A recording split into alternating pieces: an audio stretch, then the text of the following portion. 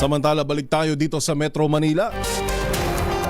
Yun daw pong ika-50 Metro Manila Film Festival o MMFF itinuturing na matagumpay ng Metropolitan Manila Development Authority o MMDA. Balita mula kay RH29, man from Manila, Boy Gonzales.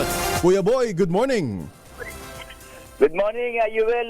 Itinuturing ng MMDA na matagumpay ang idinaos na ika-50 taong Metro 50th Metro Manila Film Festival.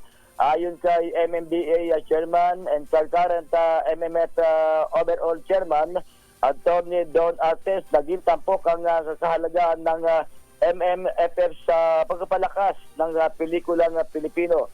Binati rin ni Artes sa mga nanalo nagwagi sa gabi ng parangal, kabilang na ang pelikulang topak na binidahan ni main actor Juan Carlos Arjo Atayde, kung saan nasungkit din nito ang Best Float, gayon din ang Fernando Po Jr.